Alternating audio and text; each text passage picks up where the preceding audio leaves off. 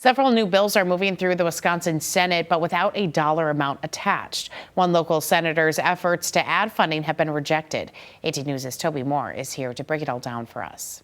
There are 16 bills moving through the state Senate, authored by Republicans, but without any funding attached. 7 of those bills were passed by the Senate last week after a lengthy back and forth. All those in favor of adoption say aye as your name is called. The bills are bipartisan issues. One calls for the Office of School Safety to allow schools to apply for school safety grants and staff security training. Another would establish more psychiatric treatment facilities for children in the state, but do not include funding needed to carry out those actions. Republicans say that's because they don't trust Governor Evers with his partial veto power, and they will add funding after the bills are signed.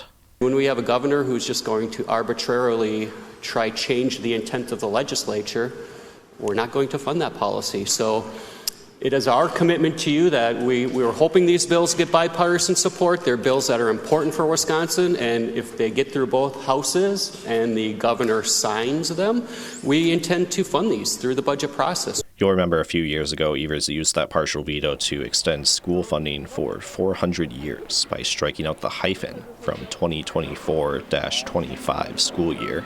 Democrats in the Senate say they don't trust the Republicans to add funding back into the bills later. Senator Jeff Smith authored 12 amendments to add funding, which were rejected. He accuses Republicans of, quote, political games. I want to work together. I want to be able to say that we work together to pass good legislation, and you can't pass something without funding and say that you did something, because if it isn't funded, it isn't real. A letter from the governor's office obtained by 18 News tells the Republican authors of the bills, quote, without the necessary funding, the legislation is nothing more than an empty promise and won't be signed into law.